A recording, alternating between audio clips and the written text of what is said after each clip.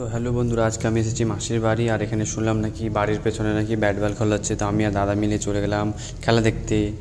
তো এখন যাচ্ছি বন্ধু মাঠে। ওই যে তোমরা দেখতে পাচ্ছ ওখানে টোটো রাখা আছে, আর ওই যে প্রচুর লোকজন। এই যে আমরা চলে এসেছি কাছে, ওখানে দল রাখা আছে, বাইরের ওখান থেকে খেলা হচ্ছে নালাগোলা ভার্সেস পাকুয়া।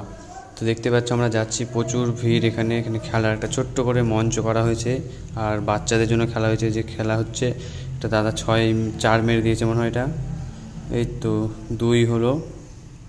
এখানে দাঁড়িয়ে আছি, দেখছি প্রচুর লোকজন রোদ করেছে প্রচুর।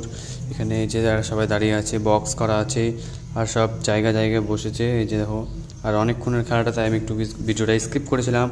আর এখানে যে খেলা চলছে তোমরা দেখতেই পাচ্ছ।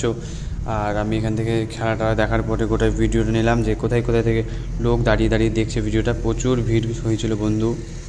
আর তোমরা দেখতে পাচ্ছ ওই যে দেখো কিছুটা লোক, আর এই যে বাচ্চাটাও ডাকছে খেলার জন্য সবাইকে। যেখানে চলছে খেলা, আর আউট হয়ে গেছে কয়েকজন, আর কয়েকজন বেঁচে আছে। তারপর আমি ভাবলাম যে একটু ভিডিওটাকে এদিকেও করি, কে কে এসেছে মাঠে দেখছে, কে কে। এই যে দেখো 2-3 জায়গায় সবাই আছে বসে, বাচ্চা কাচ্চা সবাই, বড়রা, কাকুরা। দিয়ে আমি একটু নিজেকে দেখিয়ে দিলাম। দিয়ে আমার বাড়ি থেকে একবার মাসি ফোন করলো যে বাড়ি চলে যেতে হচ্ছে, একটু খেলাটা দেখে নিই তারপরে যাব। তো যে খেলাটা চলছে,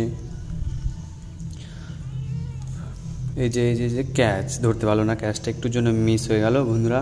তো এই যে বলটাকে থ্রো করে দিয়েছে, আর রানটা হয়ে গেল। এই যে প্রচুর ভিড়। আর এখন আমার মাসি আরেকবার ফোন করলো, তো আমি এখন বাড়ি চলে যাচ্ছি। তো বন্ধু টাটা।